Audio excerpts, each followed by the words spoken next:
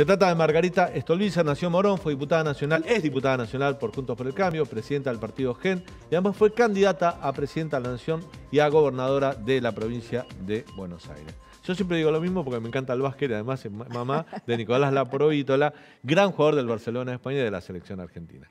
¿Cómo estás, Margarita? Es el aspecto más lindo de mi currículum, y bueno, me sí, parece. por eso. No te lo pones, yo lo cuento, por eso. ¿Cómo estás, Margarita?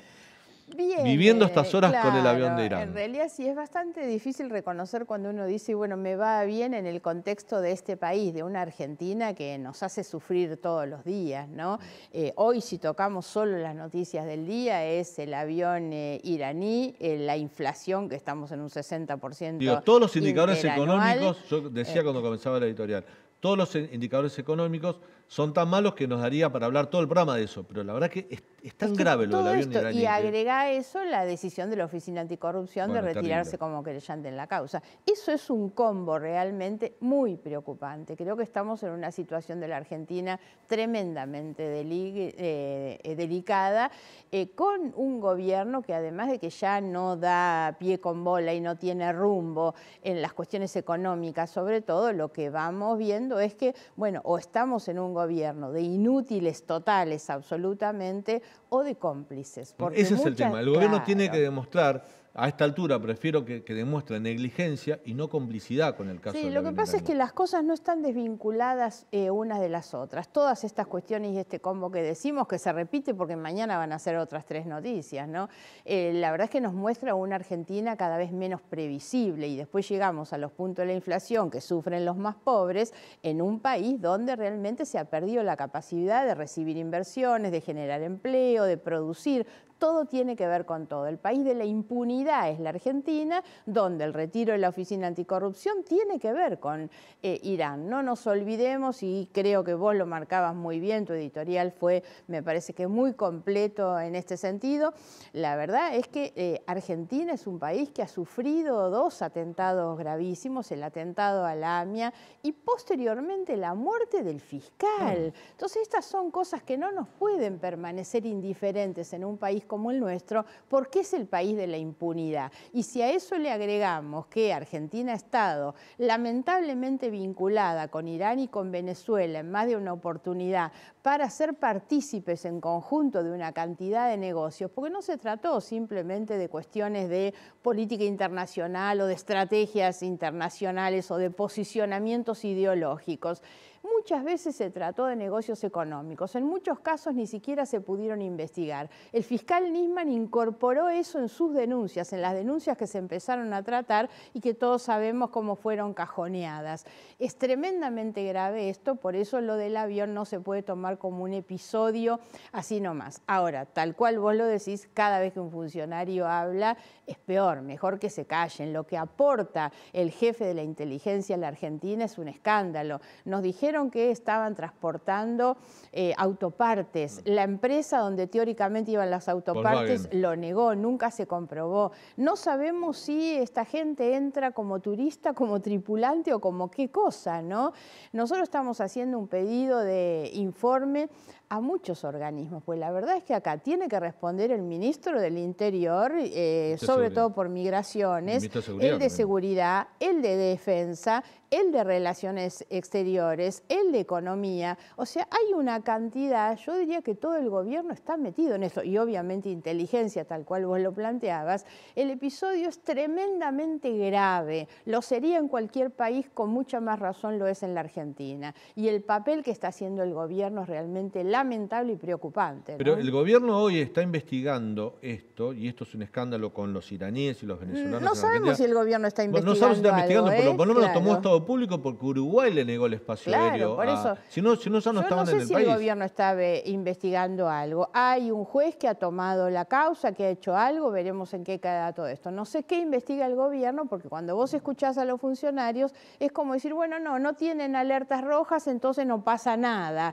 El otro te dice, bueno, estaban haciendo una instrucción de vuelo, una cosa increíble, un funcionario dando esa explicación, ¿no? Entonces no veo que estén ellos realmente investigando, ni siquiera que estén lo suficientemente preocupados, porque al contrario, tratan de minimizar, de simplificar el asunto. Yo mostraba recién algunos detalles, ¿no? La falta de perfiles públicos de las 19 personas, solo 2 venezolanos, los más jóvenes, lo tiene el resto.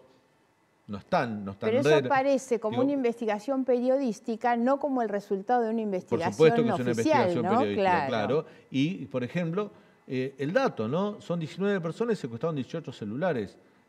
Yo no puedo creer que una persona que tenga sea lo que sea, venezolano, iraní, que ocupe un cargo, que esté viajando por todo el mundo, viaje sin celular. Claro. Digo, ahí falta un celular, por lo menos, ¿no? Sí, sí, sí. Tampoco se sabe qué es lo que hay en los que secuestraron, ¿no? También tuvieron tiempo para descartar, mucho, ¿no? Claro, dudamos mucho sobre si esas cosas se van a conseguir, porque además la Argentina se ha vuelto, además de ser el país de la impunidad, en un país poco creíble, donde cada vez la distancia que hay, los niveles de desconfianza social en las instituciones son enormes. Ahora, todo esto justifica que la gente crea cada vez menos. Entonces, ninguna explicación que el gobierno nos pueda dar hoy va a resultar creíble en boca de los funcionarios de este gobierno y con todos los antecedentes que tenemos. Lean tiene pregunta para vos. Lean. Margarita, ¿qué es lo que le quieren preguntar a los funcionarios que quieren interpelar en el Congreso?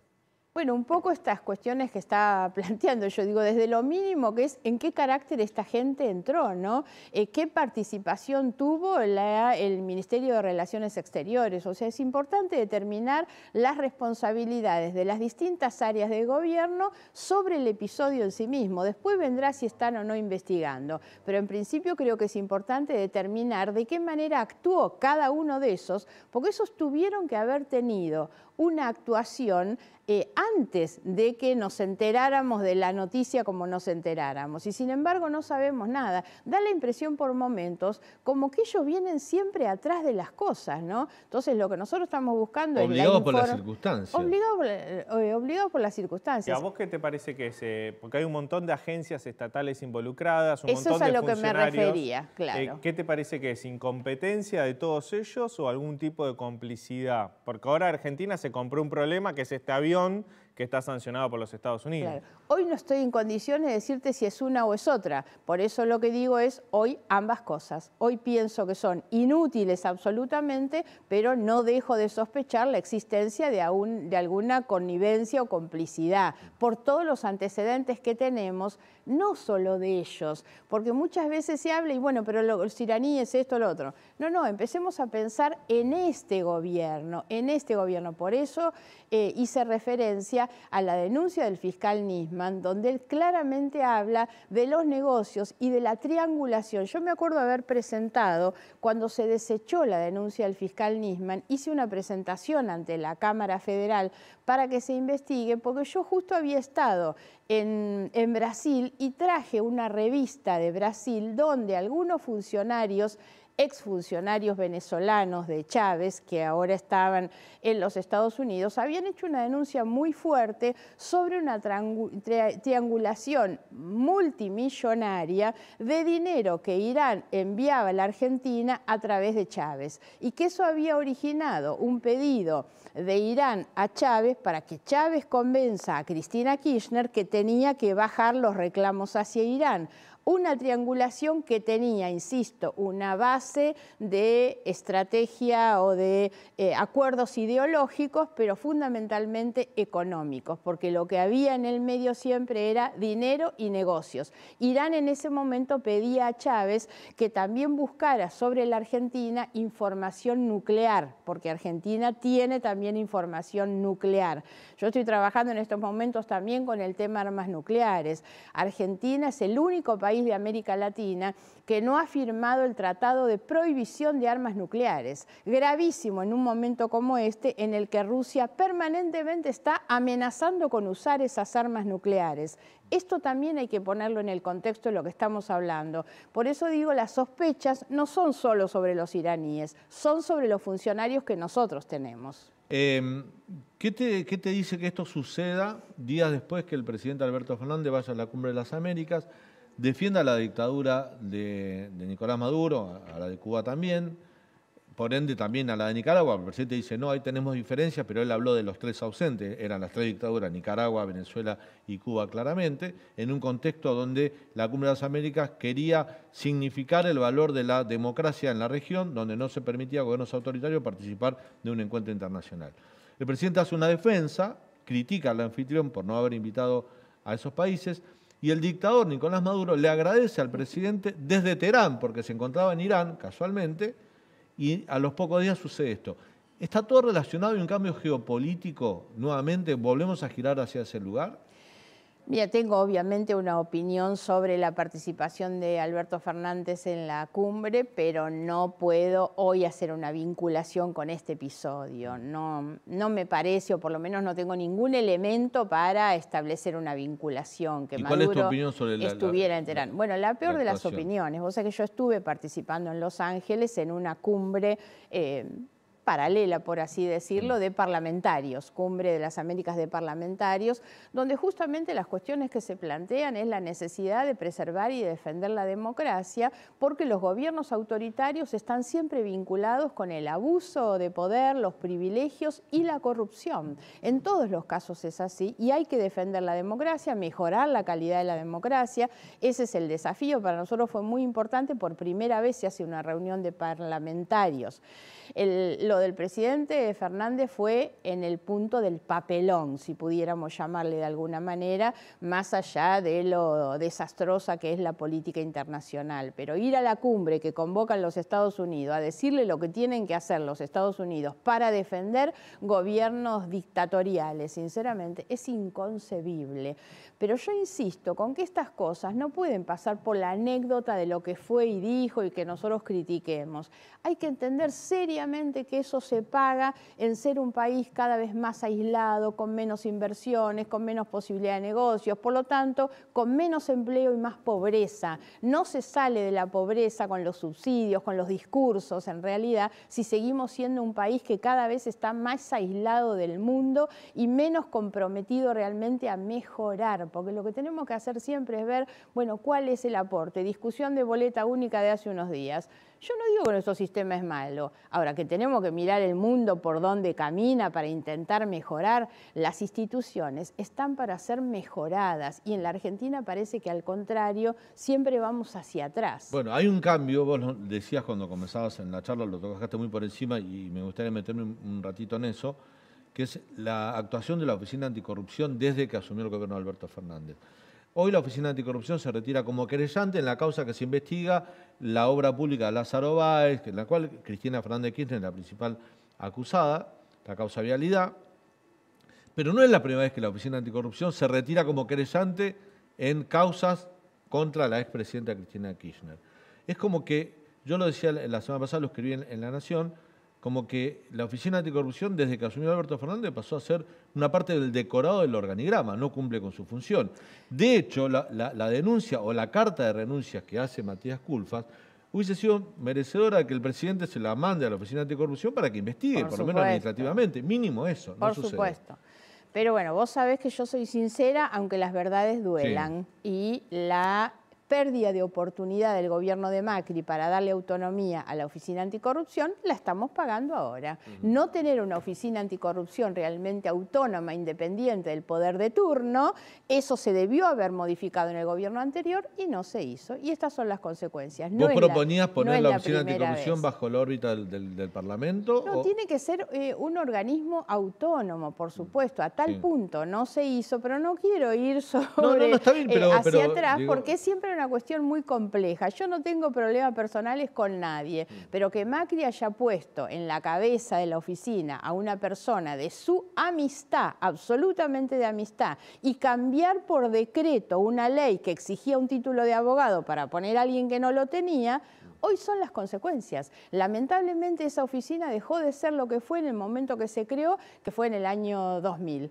Era otra cosa, tenía otra finalidad. Hoy es un organismo cada vez menos creíble y que solamente sirve desde ahí para convalidar las cosas que hacen los poderes ejecutivos. Entonces se utiliza antes y ahora la Oficina Anticorrupción para perseguir a los del otro partido, a los de la otra coalición y nunca a los propios. Lo que han hecho hoy es un escándalo, pero es uno más en lo que significa este deterioro de las instituciones, que es decir, en una causa donde se investiga la corrupción, la Oficina Anticorrupción se retira, no es más querellante, o sea, no impulsa la causa. ¿Qué es lo que ocurre? Porque esto, digamos, yo lo dije más o menos parecido cuando fue el sobreseimiento en las otras causas. Si estas causas avanzan como tienen que avanzar con la cantidad de pruebas, de elementos que tienen, la condena a Cristina Kirchner y a todos los demás es inexorable, porque los delitos se cometieron. Entonces lo que hace la oficina es decir, bueno, no la voy a impulsar, porque por supuesto que esto en un juicio oral termina con una condena, no puede no ser de esa manera, ¿no? Y bueno, lo que buscan ellos es decir, por lo menos los dedos nuestros no tienen que estar. Te llevo, antes de despedirte, para hablar un poquito, siempre nos gusta sobre cómo está la vida partidaria de las coaliciones, ¿no? Juntos por el Cambio. Un datito Sí. más, porque me quedó, digamos, el Sí, triángulo que habíamos planteado de lo que es la agenda del día. El avión, la Oficina Anticorrupción y la inflación. El tema de la inflación no lo pasemos por alto, en relación a todas las otras cosas en las que hablamos. Hoy estamos con un gobierno que no solo nos tiene que terminar contando que estamos en un 60% o más de inflación interanual, sino que no tiene la capacidad de resolverlo. Esto es lo grave, porque para resolver el problema de la inflación, ¿qué es lo que necesitas?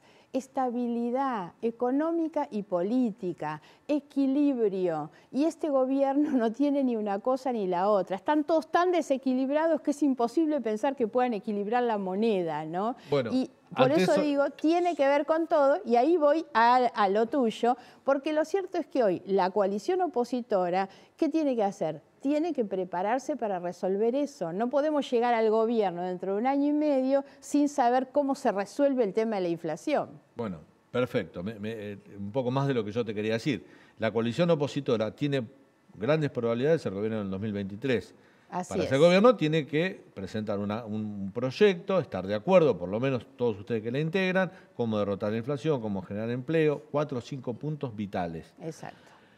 ¿Ayuda? Porque después está la gente que tiene que confiar en la coalición opositora. Es que lo primero es reconstruir pero ayuda a la pelea confianza, interna, ayuda a que Gerardo Morales se chicanee con Mauricio Macri por Hipólito Yrigoyen, que Facundo Amanes se reúna hablando de ciencia con Daniel Filmus, salga contento, pero después critique el presupuesto educativo de la Ciudad de Buenos Aires. ¿No te parece eso genera un poco de bronca en el electorado opositor? Más allá de las diferencias que pueden existir, digo, hacerlas tan públicas. No, pero es que folclore. A mí me parece que no tiene hoy ningún importancia, sinceramente. Creo que hay toda una discusión y una tensión, digamos, que se va a resolver como se tiene que resolver, que es el día que haya una PASO, en quiénes van a ser los que lleven la bandera. Lo que no se resuelve en la PASO, y es más importante, es lo que vos decís. La coalición tiene que sostener en un acuerdo programático. Entonces eso es lo que disipa todas las dudas y las tensiones y las diferencias. Hay un momento, un lugar donde la discusión se salda y se dice, vamos en este sentido. Y lo que se tiene que hacer en la economía, en la seguridad, en el ambiente. Pero dicen que están trabajando en eso. Por lo menos cada vez que hablamos con los dirigentes de Juntos por el Cambio, dicen, mira, están todas las fundaciones trabajando en un programa. Eso es a lo que voy. Hoy la prioridad es esa. Todo lo demás es folclore. No hay que llevarle la punta. Y tampoco tenemos que pensar que las disputas internas que puedan existir, que de hecho existen. Sí, pero generan bronca, Margarita. O sea que la gente está muy sensible y ve un gobierno que no da pie con bola con la economía, que no da pie con bola con un montón de cuestiones, por ejemplo, la seguridad interna, con el tema de la corrupción. Lo importante, Daniel, es eso. Y lo ven chicanearse a ustedes. Claro, pero lo importante es eso, no es la discusión de la candidatura o de la chicana. Lo importante es lo que vos decís, es cuáles son las respuestas frente a los problemas que la Argentina tiene. Hoy ese es nuestro desafío. Yo creo que lo central hoy es eso. Y me parece que lo bueno es que ustedes del otro lado, como periodistas, nos estén exigiendo. Hay que empezar a mostrar esas soluciones. No se puede competir solamente con estrategias de marketing. Las El problema que la Argentina ha tenido en los últimos años es tener coaliciones exitosas para ganar elecciones que fracasan en el gobierno. Eso es lo que está pasando hoy con este gobierno. Nosotros no podemos darnos el lujo porque la Argentina no resiste otro fracaso. Entonces hay que ser muy claros en las soluciones que se necesitan a los problemas de la Argentina.